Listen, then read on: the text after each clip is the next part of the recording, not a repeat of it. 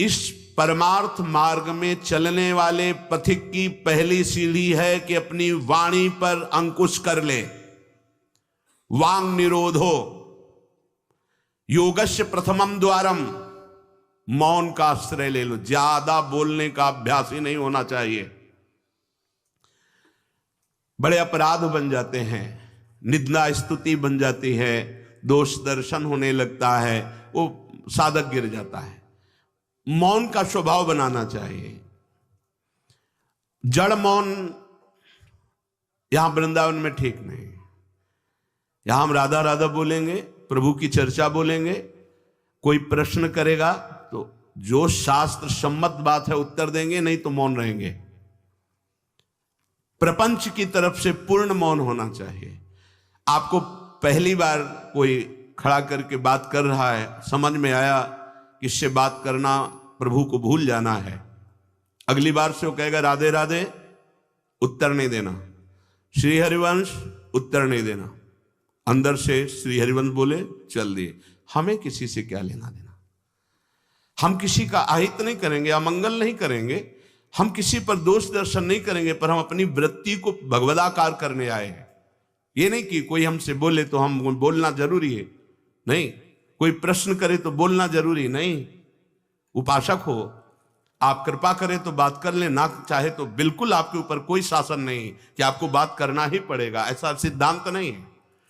योगस्य प्रथमम द्वारम वांग निरोधो, सबसे पहली साधना है वाणी को रोक ले। बोलने से बहुत शक्ति नष्ट हो जाती है। जैसे हम भगवत चर्चा करें तो इससे शक्ति बढ़ती है, लेकिन प्रपंच की वार्ता करने से वाणी की शक्ति नष्ट हो जाती है। जब आपकी जबान अपवित्र हो गई तो नाम कैसे चलेगा? जब वाणी अपवित्र है तो आपके अंदर शास्त्री कैसे शब्दों का भाव आ पाएगा? नहीं आ पाएगा। महावाक्यार्थस्य विचारिताम, आप नहीं विचार करने की क्षमता वाले रहेंगे। यदि आपने व्यर्थ की बातें शुरू कर दी, अश्लील भाषण बोलते, गंदी भाषा बोलते, तो आप में कभी विचार शक्ति ही नहीं रह जाएगी कि आप शास्त्रों के, संतों के वाक्यों का मनन करने की सामर्थ्य रखें। खो देंगे सामर्थ्य। बहुत अमृतमय वचन निकलते हैं मौन वाणी को पावन रखने वालों के, एकदम शहद में डूबे हुए वचन। इसलिए वाणी पर अंकुश कीजिए। जरूरत हो तो बोलिए, नहीं तो मौन। श्री जी का जस गाइए, नाम कीर्तन कीजिए, इसके अलावा मौन रहिए। इन नियम ले लीजिए। जब आए हो भगवत प्राप्ति के लिए तो काहे को बख्शो। इन इंद्रियों को सीधे अनुशासन में लीजिए ना। आपका स्वरूप इंद्रियां थोड़ी है, आप इनके संचालक हैं। आपकी सामर्थ्य से सामर्थ्यवान होकर आपको बांधे हुए हैं, आप इनको बांधिए। बहुत हो गई स्वतंत्रता इन दुष्टों की। माता देहूती जी भगवान कपिल जी से कहती, मैं ऊब गई इन दुष्ट इंद्रियों से भोग भोगते हुए, नाथ अब वो उपाय बताइए जिनसे इन दुष्ट इंद्रियों के कब्जे से मैं बाहर निकलूं। माता देहूती जी, ये बहुत दुष्ट है। ये कुछ मिनट तो लगेगा, बहुत शांत है और भगवत स्वरूप में लगने वाली हैं, और एक क्षण में गिरा के ऐसे नरक में खड़ा कर देंगी जहां पश्चाताप ही होता है, हाथ कुछ नहीं लगता। योगस्य प्रथमम द्वारम वांग निरोधो, फिर अपरिग्रह। पहला द्वार है वाणी पर शासन कीजिए। हम वाणी गायन करेंगे, श्री जी के लीला चरित्र, नाम कीर्तन, इसके अलावा मौन। कई साधकों को यह स्पष्ट आज्ञा करी श्री जी की प्रेरणा से कि आप नहीं बोलोगे, तो उसका पालन करना चाहिए। जब सत्संग में आप सुन रहे हैं कि योगस्य प्रथमम द्वारम, तो आप अपनी वाणी को संयम में रखिए। किसी की मजाक, उपहास, किसी की चुगली, निंदा, ये सब बिल्कुल नहीं।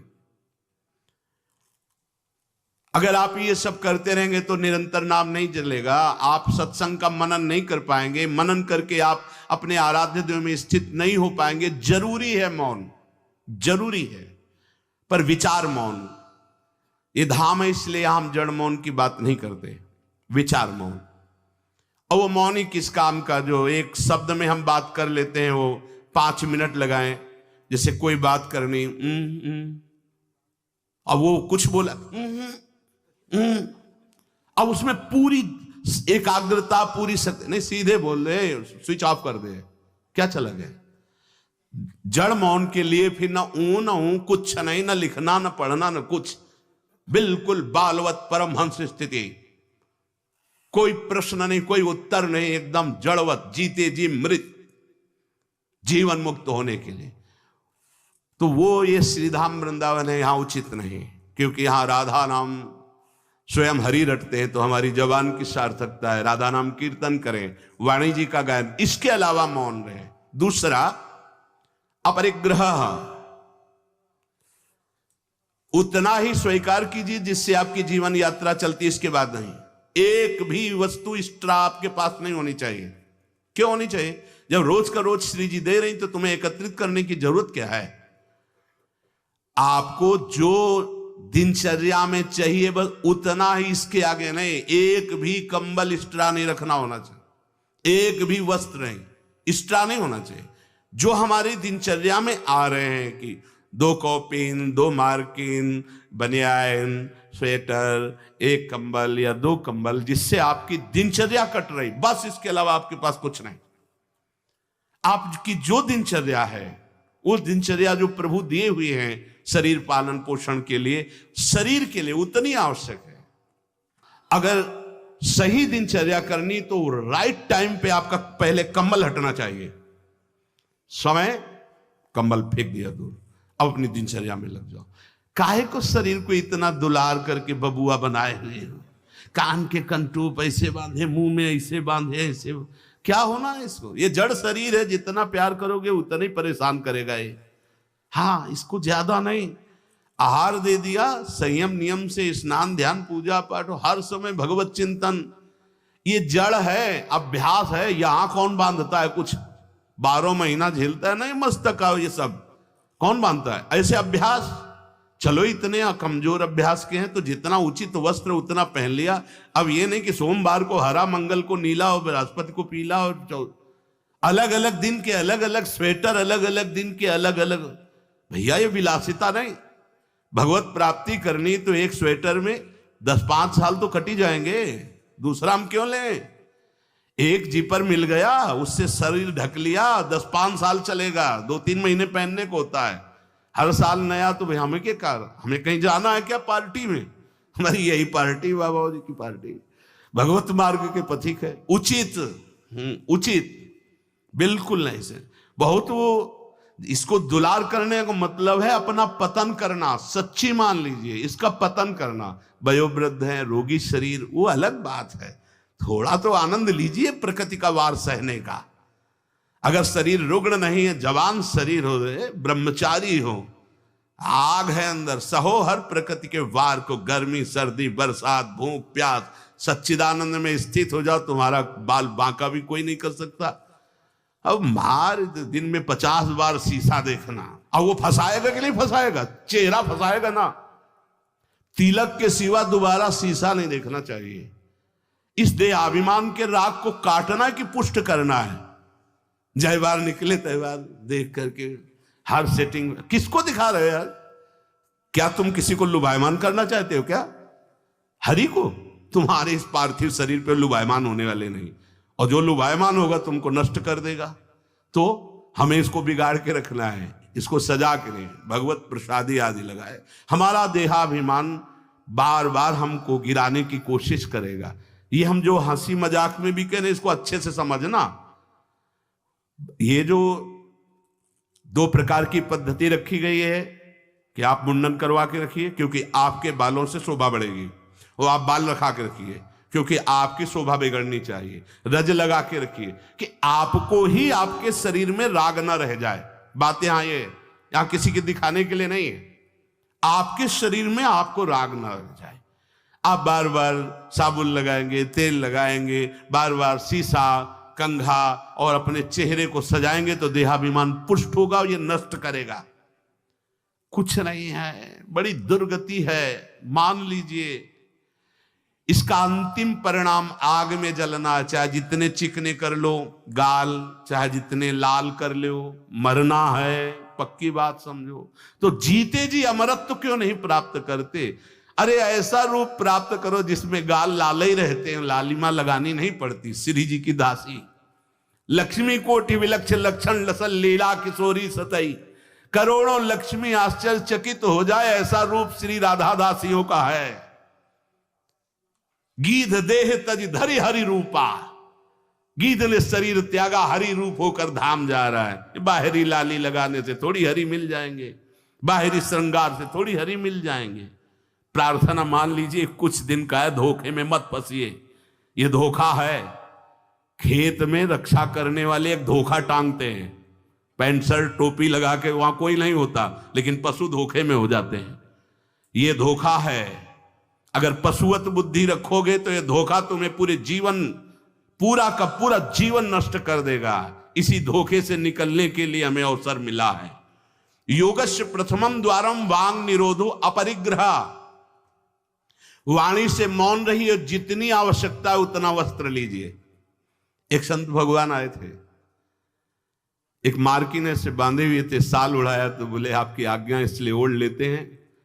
तो हम कहा किसी बाहर निकल के किसी को दे देना, हमारी श्री जी की प्रसादी, इसलिए हमारी प्रसन्नता के लिए।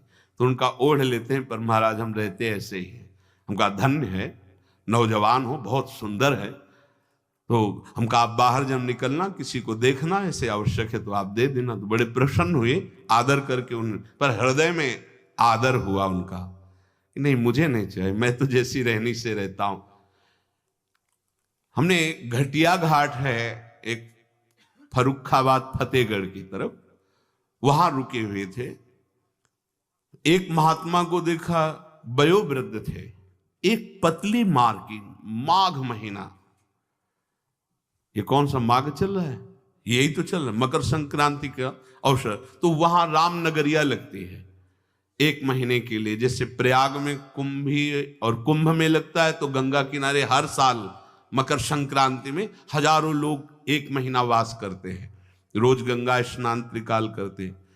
उन महात्मा जी के समीप रात्रि में गए तो शरीर कांप रहा था और मंत्राकार वृत्ति, एक झोपड़ी में बैठे हुए थे।